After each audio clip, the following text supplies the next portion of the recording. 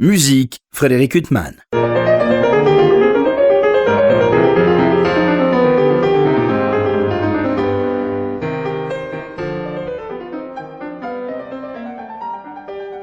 Bonjour Frédéric Huttman au micro, j'ai le plaisir de vous retrouver pour un nouvel entretien. Aujourd'hui j'ai l'immense plaisir de recevoir Pauline Buet, bonjour. Bonjour. Je vous reçois à l'occasion de la parution d'un disque magnifique pour le label Alpha Classics, dans lequel vous mêlez aux côtés du pianiste David Violi des œuvres de Chopin et Poulenc, un disque qui s'appelle Bleu.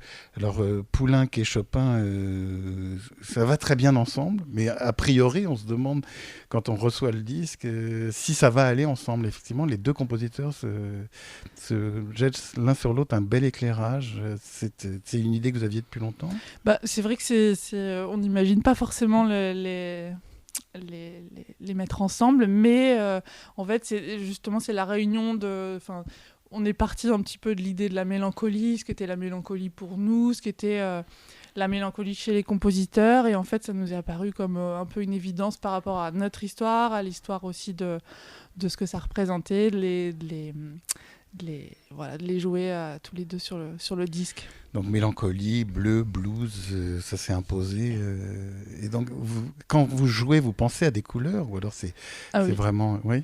Ouais, en fait, c'est vraiment quand on joue, c'est vrai qu'on a toujours des images. D'ailleurs, c'était génial parce qu'avec l'ingénieur du son, qui était vraiment dans la même dynamique musicale, je crois, quand on était un peu, quand on était en manque d'inspiration sur le moment, parce que c'est vrai que quand on joue, quand même, quand on répète, quand on joue plusieurs fois les mêmes extraits parfois, et qu'il n'y a pas de public en plus dans la salle, j'ai toujours peur de l'idée de pas donner comme ça à un public derrière des micros dans une salle vide, c'est quand même pas si évident.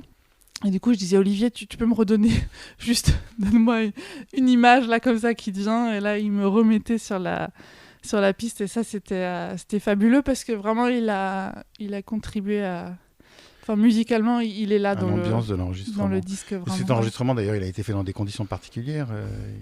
Il a été enregistré à l'auditorium Pierre Berger de Marrakech et du musée Yves Saint-Laurent. Et c'est la première fois qu'il y a un enregistrement dans cet auditorium. Et comment vous êtes retrouvés dans ces circonstances alors ? C'est parti. On est parti sur l'idée donc du programme, du bleu. D'un coup, avec notre agent Colin Vandenberg, on a pensé, on lui a dit mais attends, mais ce serait génial d'enregistrer, de faire ça à côté du jardin Majorelle avec le bleu Majorelle. Elle dit chiche. Et du coup, en fait, on a monté le projet ensemble. Elle nous a aidés à concevoir ce projet qui s'ouvre par la sonate pour violoncelle et piano de Chopin. C'est une des dernières œuvres de Chopin. Il a composé en 1848. Il vous a laissé très peu d'œuvres. Enfin, il y a le trio où vous jouez. Il y a deux autres œuvres brèves avec violoncelle. Et puis, il y a cette sonate. Comment il écrit pour le violoncelle, Chopin ? C'est quand même assez mélodique. C'est assez lyrique quand même. Comment dire, je sais pas exactement. Non, mais je voulais pas vous poser une colle, mais est-ce que c'est très difficile ? Est-ce que ça va sous les doigts ? Est-ce qu'on sent qu'il a vraiment travaillé aux côtés de violoncelliste pour savoir comment écrire au mieux ? Oui, alors moi je trouve que c'est merveilleusement écrit pour le violoncelle. Après, je sais que tout le monde partage pas le plaisir de jouer cette sonate. Mais en tout cas, moi, j'adore. Oui, alors, c'est bien sûr une œuvre magnifique, mais souvent, d'ailleurs, les violoncellistes jouent en bis le troisième mouvement. Celui-là, on le connaît bien. C'est vrai. Lui, c'est presque comme un nocturne. On le joue comme une pièce seule, en fait. On le retire souvent, effectivement, de la sonate. La mélodie est magnifique. Ouais. Le premier mouvement, il n'est pas si évident au niveau de la construction. Il est très long. Et puis, il faut l'avoir écouté plusieurs fois avant de comprendre la construction et les thèmes qui s'entrecroisent, qui deviennent familiers. Mais on n'est pas chez un Chopin, le Chopin des valses, des mazurkas, une écriture avec des thèmes entêtants. Là, Non, c'est vrai qu'il est assez complexe. Il pourrait presque se suffire à lui-même, quoi, avec ses 15 minutes de musique. Mais donc faut vraiment, faut rentrer dedans. C'est un long voyage quand même, le premier mouvement. C'est une œuvre qu'on travaille quand on étudie le violoncelle, ou ça fait pas partie, aux côtés des sonates de Brahms ou Beethoven, du vocabulaire commun. Alors oui, et en plus du coup, c'est aussi cette idée c'est un peu mélancolique pour moi, puisque en fait c'est une œuvre que j'ai travaillée quand j'étais au collège et un peu des œuvres de l'enfance comme ça qu'on a vraiment plaisir à rejouer. Enfin, de l'œuvre de l'enfance, il faut quand même avoir une enfance où on est quand même doué, où on a une maîtrise de l'instrument. Bah c'est vrai que parfois je me dis mince, comment j'ai joué ça. Mais je me souviens du scherzo notamment pour un examen quand j'étais au collège. C'était vraiment un super souvenir. Puis déjà, une entrée dans la musique très, très forte. Et donc, c'est une œuvre que vous avez beaucoup jouée avec David Violi oui. Ou alors c'était vraiment à l'occasion de ce disque que vous avez voulu la travailler? Non, on l'a beaucoup joué. C'est parti. On a fait une tournée en Chine ensemble avec ce programme. Chopin-Poulenc. Chopin-Poulenc. Et pour, l'idée, c'était d'apporter aussi l'élan français, le discours français en Chine. Et quand on est revenu, on a continué à jouer. Et puis on s'est dit qu'on avait vraiment envie de l'enregistrer. Et vous jouez les autres œuvres de Chopin pour violoncelle, ou alors ça fait pas partie de vos amours comme cette sonate? Alors non, c'est surtout la sonate. Les autres, je les ai pas joués en fait. Alors donc elle ouvre ce disque avec effectivement ce premier mouvement si particulier. Comment ça se passe? Comment vous travaillez par exemple avec David Violi? Vous avez d'abord travaillé chacun séparément énormément, ou alors tout de suite vous essayez de monter cette œuvre ensemble et de la construire ensemble, puis après chacun travaille de son côté? Alors oui, c'est ça, on l'a déjà préparé séparément, et ensuite on passe des journées entières un peu à travailler très lentement pour s'écouter au maximum. Voilà, on adore le travail lent, comme ça, pour comprendre un peu les harmonies, parce que parfois quand on joue au tempo, vraiment on passe à côté d'énormément de choses. Donc, et puis ensuite il y a la confiance. La confiance qu'on a. Ça fait quand même longtemps que vous jouez ensemble. Mais vous jouez avec d'autres pianistes aussi. Ça doit être aussi une nécessité, non? Oui, mais c'est vrai que depuis que je connais David, on joue quand même particulièrement. Moi, je vous ai toujours entendus tous les deux ensemble. Ouais, je n'ai jamais entendu Pauline Buet avec d'autres pianistes. Mais est-ce qu'il n'y a pas un moment où on a besoin justement où on a une telle affinité musicale et humaine, on a besoin parfois d'aller voir un peu sous d'autres horizons, peut-être moins confortables, ou peut-être que ma question m'égare complètement. En tout cas, il y a pas, on n'est pas rattaché à un musicien. En musique, il faut, je pense, la partager avec tout le monde. Il faut pouvoir jouer tous les répertoires. C'est comme ça qu'on grandit aussi. Mais c'est vrai que finalement, quand on adore quand même la personne avec qui, quand on a un respect comme je peux avoir pour David, et une admiration comme ça, c'est quand même un plaisir. En musique, ça marche aussi. C'est formidable. Non, mais je cherchais pas à vous ôter ce plaisir que vous avez à jouer. Je voulais savoir si parfois on n'a pas envie justement d'aller respirer la musique avec d'autres pianistes.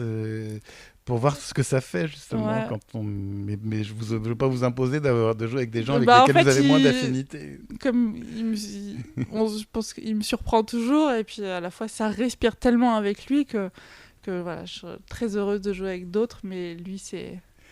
À ses côtés, vous avez formé depuis une dizaine d'années l'ensemble Les Giardini. C'est comment parce que moi je vous avais entendu.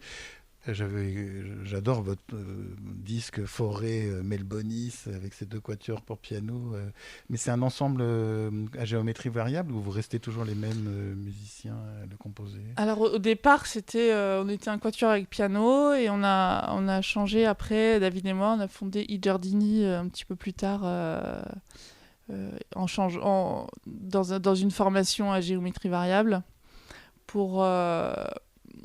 avec des musiciens passionnés de musique de chambre et à qui on confiait en fait des répertoires en fonction de ce qu'ils aimaient. Tout ça. Donc on a un petit peu changé la formule, c'est pour ça qu'au départ on était Quatuor Giardini, maintenant on est I Giardini, collectif. Et alors, merci pour la nuance que pour ma part, je n'avais pas relevé. Pauline Buet, alors il y a un disque qui précède ce disque Chopin-Poulenc sur lequel on va revenir, un disque que j'adore, vous êtes aux côtés de Véronique Jans. Vous choisissez bien les chanteuses avec lesquelles vous travaillez, chanteurs. C'est vrai que là, vous entendez avec Isabelle Druet. On a eu beaucoup de chance en général. C'était un projet du Palazzetto Bruzzane. Oui. Mais c'était qui vous ont proposé ce travail avec Véronique Jans ou alors c'était vous qui aviez proposé, c'était l'inverse? Oui, alors ça vient effectivement du Palazzetto, notre partenariat avec eux qui est assez magnifique depuis le début. Et c'est vrai, eux nous ont proposé de jouer avec Véronique et c'était une grande chance pour nous. Et pour elle aussi, certainement. Et alors, ça s'ouvre par une œuvre, un nocturne de Lequeux. Enfin, c'est vraiment un répertoire vraiment romantique français, totalement. Mais avec de belles surprises. Il y a des œuvres, il y a L'île inconnue de Berlioz, une œuvre qu'on connaît bien. C'est toujours un bonheur de la réécouter, mais à côté de cette œuvre... il y a des œuvres beaucoup moins connues, comme cette œuvre de Lequeux ou cette œuvre de Roparts, et aussi un mouvement du quintet qui est magnifique de Widor. Ça, c'est une œuvre que vous jouez dans sa totalité par ailleurs ou... Non, du coup, on l'a joué que dans le mouvement. Ouais. Vous aviez choisi au sein du programme. Parce que vous avez dit, il faut une respiration, il faut laisser à Véronique Jans, comme pour un concert, le temps de respirer. Et vous avez organisé le disque comme si c'était un concert, en fait. Un peu, oui, sous forme de... Enfin, les particularités de la nuit, le crépuscule, la nuit de cauchemar, nuit sensuelle. Oui, et puis cette et donc œuvre, tout est amené par des œuvres de musique de chambre, en fait, pour rentrer à chaque fois un petit peu dans l'univers différent de la nuit. Et puis il y a cette œuvre qui est tellement délicieuse, Nuit d'Espagne, de Massenet. Vraiment. Moi, puis en plein milieu, vous nous mettez la lugubre gondole de Liszt. Ça, c'est une œuvre où vous avez la part belle, vous, en tant que violoncelliste. Ouais, là, on était très heureux de l'enregistrer au sein du disque. On la joue pas en concert, parce que pour des questions aussi de scénique, c'est-à-dire que passer du quintet avec piano, d'un coup, piano-violoncelle, ça marche pas vraiment en concert. Mais pour le disque, on était heureux de l'enregistrer. Il n'y a pas une version avec en trio aussi? En fait, c'est un arrangement. Oui, c'est ça. Ouais. Donc, au moment où je me dis peut-être que je m'égare encore une fois, mais je n'étais pas si loin. Alors, ce disque, Nuit, il est magnifique. Et puis, je le disais, on vous a aussi écouté avec Isabelle Druet.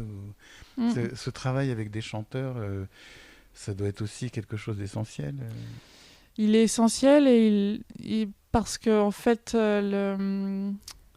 on a besoin il y a un discours, il y a un texte, et nous, en tant qu'instrumentistes, parfois il nous manque ça. Et c'est vrai que ça nous enrichit énormément quand on joue avec chant, parce que parfois on pourrait oublier de se raconter des choses. Et là, on nous sert vraiment on nous sert l'histoire. Oui, puis autant un pianiste, lui, il peut travailler beaucoup avec des chanteurs. Autant on a une ou un violoncelliste, c'est plus compliqué. C'est vrai que c'est... Après, par exemple, je fais pas mal de musique ancienne, et du coup, quand on fait un continuo, tout ça, il y a vraiment ce travail avec le chanteur qui est très intéressant, et on est vraiment... vous avez besoin de les couleurs, vous avez besoin des couleurs du chant. Et vous, quand vous avez suivi justement un enseignement, vous aviez besoin qu'on vous donne des images autres que des images purement techniques, ou vous avez besoin quand on vous parle d'un tableau ou d'une œuvre littéraire, ça éclaire? Je crois que la musique, c'est ça, c'est aussi l'inspiration de ce qui nous entoure, notre histoire, l'histoire des compositeurs, de remettre dans leur contexte. Et puis cette idée que la musique, c'est un geste, c'est un son, c'est évidemment, il y a la technique de l'instrument, mais au-delà, c'est hyper intéressant. Après, c'est vrai que j'ai grandi avec un père chanteur et qui m'a toujours montré Alain aussi Buet, l'exercice... grand chanteur. qui m'a montré l'exercice vocal aussi c'est-à-dire qu'à l'instrument, par exemple, quand un chanteur monte vers l'aigu, par exemple, il donne de la vitesse à la note aiguë. Et c'est intéressant de comprendre ça et d'essayer de le faire à l'instrument. Voilà. Oui, C'est vrai que c'était comment dire, pas une recherche, mais un enseignement en tout cas qui m'a beaucoup plu. Vous parlez beaucoup chant, vous parlez beaucoup d'autres domaines. Vous, quand vous étiez petite, et que vous passiez pas votre temps à jouer la sonate de Chopin, il y avait des violoncellistes qui étaient vos idoles, qui vous ont amené à l'instrument, que vous écoutiez, sur lesquels vous êtes tombé à la radio. Vous êtes dit... Oui, bon, après, moi, je suis complètement fan inconditionnel d'Emmanuel Bertrand. Pour moi, c'est vraiment le violoncelle, le violoncelle qui chante, qui parle, qui me fait pleurer. Donc, c'est vraiment, ouais, c'est un idéal. Et alors, donc, on va revenir à ce disque Chopin-Poulenc. Il n'y a pas que Chopin-Poulenc sur ce disque, puisqu'il se termine par une chanson de Barbara qui est absolument magnifique, qui ne détonne pas dans le reste, aussi mélancolique. Et David Violi joue du piano, ça c'est pas étonnant, mais vous chantez, Voilà. Pauline Buet, et c'est un plaisir que vous accordez souvent à l'issue de concerts. Ouais, c'est comme un petit bis quoi, sur le disque. On l'a souvent fait avec David, on aime bien. On a joué sur le disque aussi une mélodie arrangée, donc C'est ainsi que tu es de Poulenc, et toujours dans l'idée que Ces croisements entre le chant et l'instrument, que presque il n'y a qu'une voix en fait. Et c'est donc, pour ça qu'on s'est dit, tiens, si... Et cette chanson, Barbara, c'est quelqu'un d'important pour vous? Bah, pareil, en fait, ça a été quelqu'un que j'ai écouté tellement dans mon enfance que... Oui, c'est votre univers. Ouais, c'est un univers qui vous touche particulièrement. Non, en plus, je me risque de vous faire rougir, mais on s'en fiche. On est à la radio, vous le chantez magnifiquement bien. Enfin, vous avez une belle voix, et puis c'est une voix, ce qu'on peut dire, intéressante. Enfin, et à la limite, on pourrait vous écouter dans d'autres œuvres, mais on ne veut pas que vous quittiez pour autant le violoncelle, Pauline Buet. Donc ça s'est imposé. Vous avez beaucoup cherché une chanson qui exprime la mélancolie comme ça, parce qu'après tout, ce thème de la mélancolie, en musique, il y a de quoi faire. Il y a de quoi faire, c'est sûr. Alors c'est pareil, c'est une chanson qu'on a chantée pendant notre tournée en Chine, aussi pour apporter la langue française au public chinois. Il connaissait Barbara Non, il connaissait pas. Surtout cette chanson est quand même moins connue dans son répertoire. Ouais, c'est vrai. Donc on faisait celle-là et dit Quand reviendras-tu. Et ça leur parlait un peu ou non? C'était comme le fait de chanter. Quand reviendras-tu, c'est une chanson qui leur évoquait quelque chose ou pas du tout non plus? Oui, plus. Plus que celle-là, en tout cas l'idée de chanter en français ça doit faire très plaisir. Ouais, voilà. Oui. Non, puis ça donne une proximité, une manière d'achever ce disque d'une manière encore plus intime. Alors on va quitter le vocabulaire de Chopin. Donc on disait cette sonate pour violoncelle et piano qui est vraiment une de ses dernières œuvres, hein, c'est l'opus 65. Il a composé très peu de temps avant sa mort. Et puis là, on gagne les rivages de Poulenc. Les œuvres de Poulenc pour musique de chambre, on connaît plus les œuvres avec vent. Cette sonate pour violoncelle et piano, elle est magnifique. Il l'a composée d'ailleurs sur une durée assez longue. Enfin, c'est très étonnant. Mais c'est pas une œuvre qu'on entend énormément au concert ni au disque. C'est vrai, un petit peu plus aujourd'hui parce qu'en concours, elle a été donnée pas mal. Mais c'est vrai qu'on l'entend pas si souvent. Elle est fantastique. On entend plus la sonate pour flûte. Oui, on entend beaucoup plus effectivement la sonate pour flûte ou la sonate avec clarinette, qui sont vraiment au grand répertoire des instrumentistes avant. Alors que cette sonate pour violoncelle et piano, qui est magnifique, qui est très séduisante, c'est pas non plus le grand tube de Poulenc. Non. C'est une œuvre que vous aviez beaucoup travaillé avant aussi? Non, On l'a travaillé pour cette fameuse tournée en Chine. Mais c'est une œuvre que j'ai toujours eu envie de travailler, par contre. Je la trouve... enfin, ce rapport rythmique... et puis comme ça, de très, très dynamique. Enfin, on passe vraiment d'un état à un autre en 3 mesures. Enfin, j'avais toujours envie de la travailler. Et puis, oui, puis après les longs développements de Chopin, on est quand même dans un univers complètement différent. Ouais. Mais ça, dans votre univers de chant, vous avez dû beaucoup écouter des mélodies de Poulenc. Beaucoup, les métamorphoses, tout ça. Ouais, c'est sûr que... D'ailleurs, justement, dans ce disque, beaucoup de répertoire. Voilà, c'est transcrit pour violoncelle et piano. C'est vous qui l'avez fait, oui. Pauline Buet. Donc, vous avez choisi au milieu de cet océan de mélodies de Poulenc une de celles dont vous vous sentiez la plus proche, et la plus susceptible d'être transcrite au violoncelle. Effectivement, c'est pas si simple de transcrire, que ça aille, en tout cas pour l'instrument, parce que c'est vrai que par exemple, quand il y a des notes répétées au violoncelle, ça peut devenir très pauvre parce que juste il manque le texte, il manque l'essentiel. Donc celle-là s'adaptait bien pour ça. Et comment vous avez appris justement à transcrire, à transposer parce que notamment on évoquait ce disque avec Véronique Jans, sont des transcriptions faites par Alexandre Radvicki, qui dirige donc côté de son frère le Palazzetto Bruzane. Vous avez suivi quoi, un enseignement précis pour transcrire, ou c'est votre amour de ces œuvres qui vous a amené vous à transcrire ce Poulenc Alors, on l'a fait assez simplement, c'est-à-dire qu'on n'a pas fait, il n'y a rien d'exceptionnel, on a pris la partie de chant, ensuite savoir si on le... c'est plus une idée d'interprétation de si on répète des notes ou pas, mais pour que ça reste quand même instrumental. C'est pas comme une réduction d'orchestre. Non, rien à voir avec là. Alexandre Radvicki a fait un vrai travail de transcription. Qui n'est pas le cas effectivement dans ce disque. Alors cette sonate de Poulenc qui est beaucoup moins longue que celle de Chopin, mais qui dure quand même une vingtaine de minutes.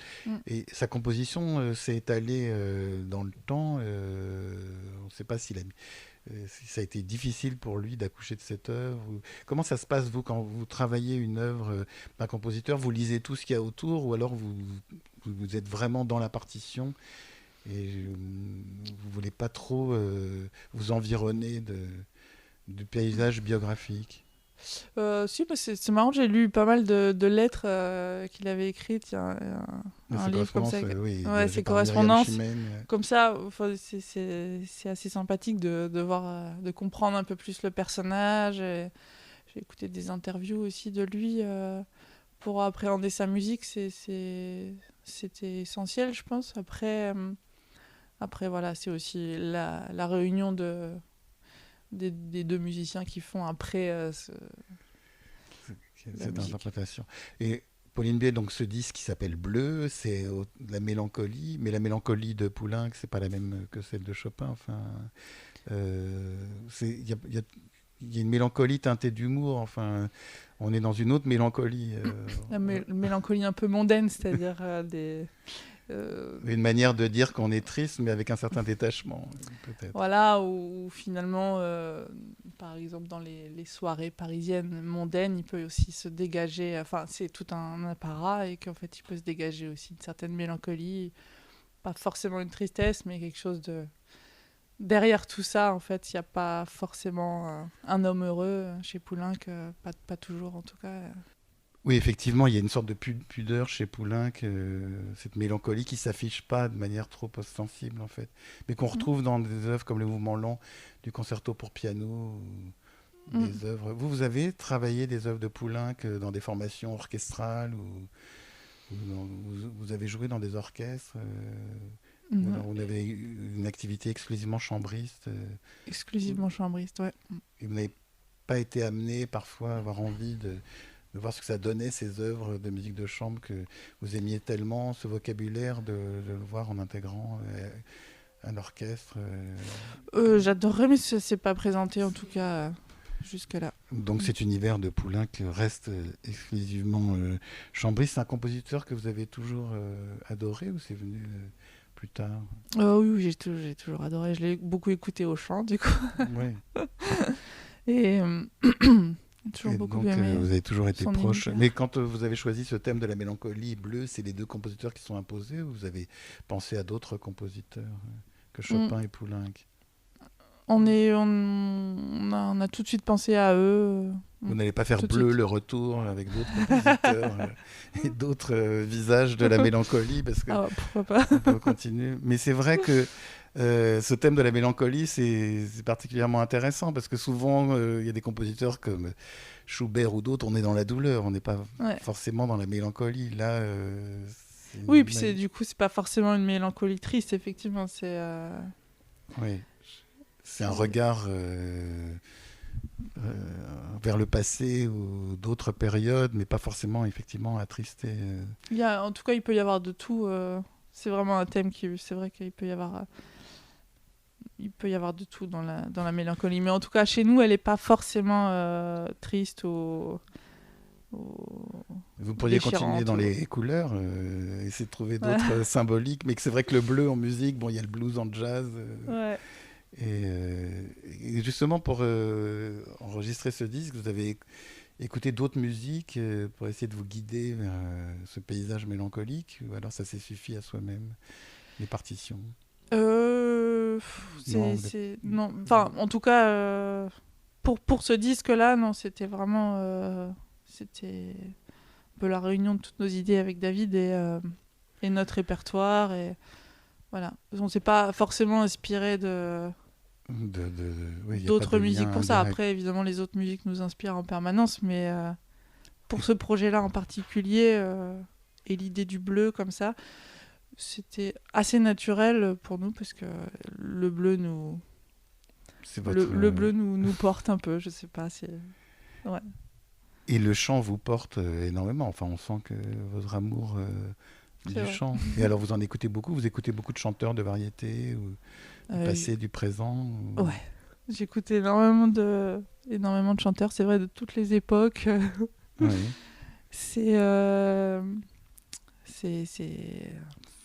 Vous en écoutez passionnant. plus que de la musique classique ou...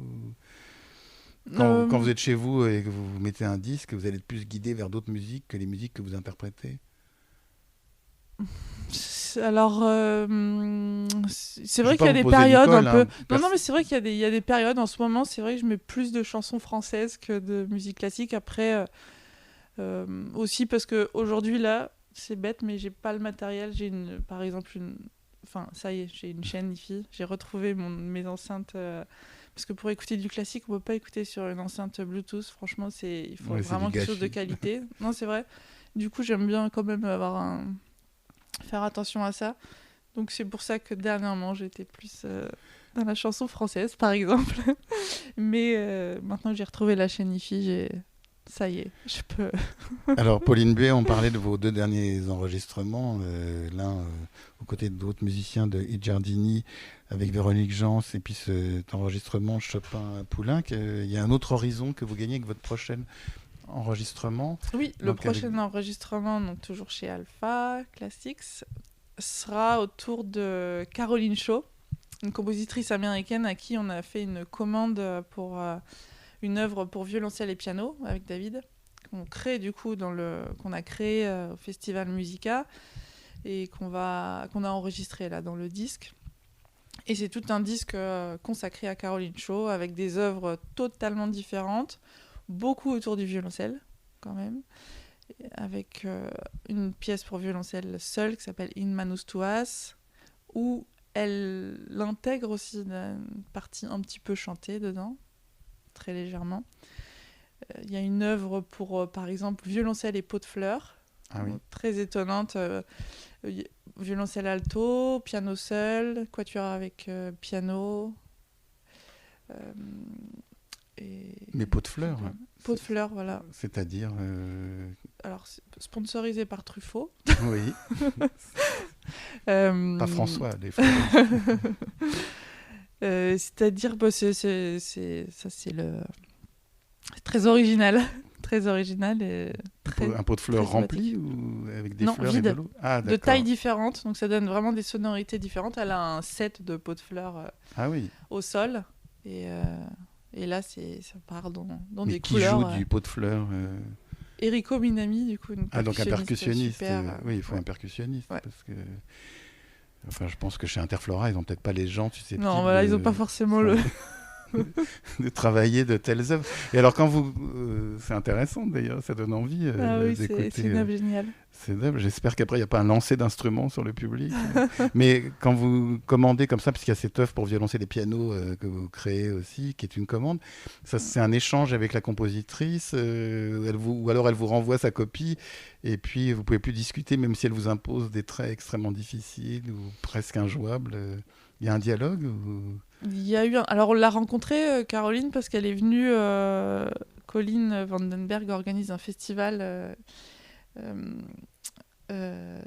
au mois de septembre, là. Musique Rive Gauche. Et donc, elle a invité à Caroline à venir. Et donc, on a fait tout le concert, notre concert Show Only, ça s'appelle. Et elle a participé avec nous. Elle a fait le bis, en chantant d'ailleurs. Donc il y a toujours cette notion du chant, pas loin. Et c'était une rencontre géniale. Et elle nous a envoyé la partition. Je pense que la rencontre aussi a donné un peu un petit plus aussi pour la suite, parce que c'est vrai que ça devient moins abstrait, quoi. C'est vrai qu'entre les États-Unis et ici, en plein Covid, par exemple, c'est pas forcément inspirant. Mais là, on a réussi à se rencontrer, donc c'était vraiment super. Et la partition s'appelle The Wheel, donc la roue qui tourne. Et Très bien. Prochainement, vous On a l'entendrez. hâte d'écouter ça. En tout cas, ça nous permet d'écouter votre passion du chant et de votre éclectisme, puisqu'on est passé de Chopin à Poulenc, en passant par Lecqueux, Messager, Reynaldo Hahn, Franz Liszt, enfin et bien d'autres qui étaient sur votre disque avec Véronique Jans. Et on attend avec impatience cette monographie autour de Caroline Shaw.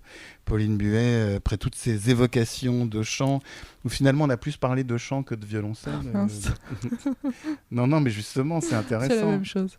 Oui, mais c'est une belle vision de votre instrument. Et parce que vous avez une technique qui vous permet de dépasser. Bon, en tout cas, on dit souvent que le violoncelle... oui, c'est la voix humaine. Ouais, la voix humaine. Donc, Et vous, c'est la voix humaine qui vous a amené au violoncelle ? Ou sont justement, vous parliez tout à l'heure d'Emmanuel Bertrand, mais enfin... en tout cas, je crois que c'est ce qui me touche en musique, quand on entend plus le discours que l'instrument, quoi.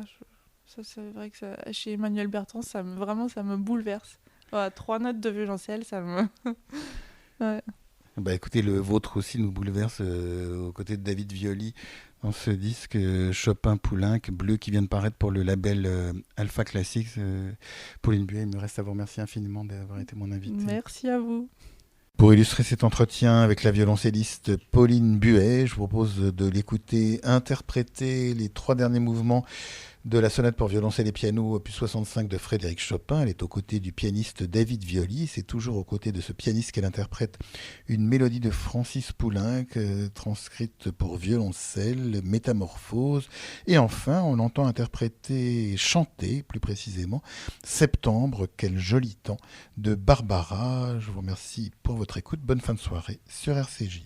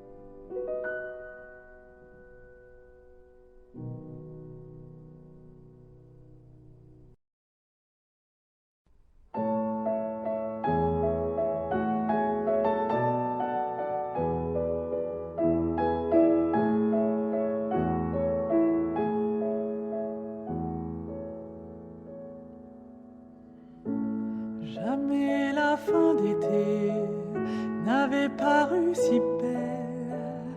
Les vignes de l'année auront de beaux raisins. On voit se rassembler déjà les hirondelles. Mais il faut se quitter, pourtant l'on s'aimait bien.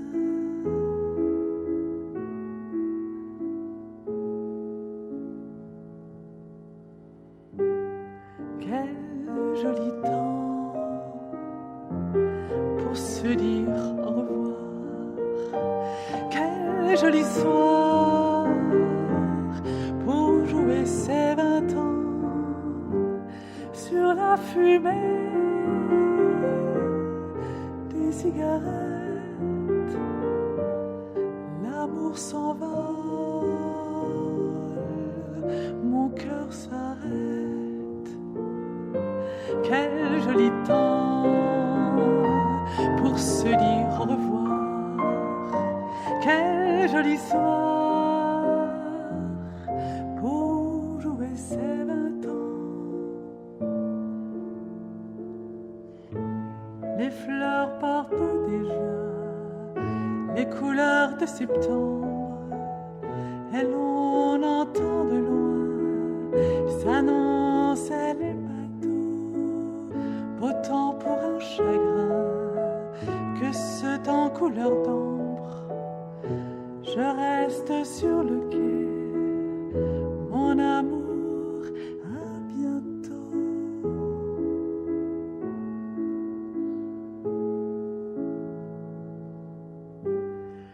Quel joli temps, mon amour, au revoir. Quel joli temps pour jouer ses 20 ans. Sur la fumée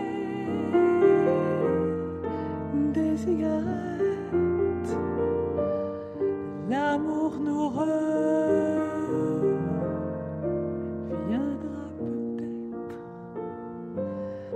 peut-être un soir au détour d'un printemps. Quel joli temps, le temps de se revoir.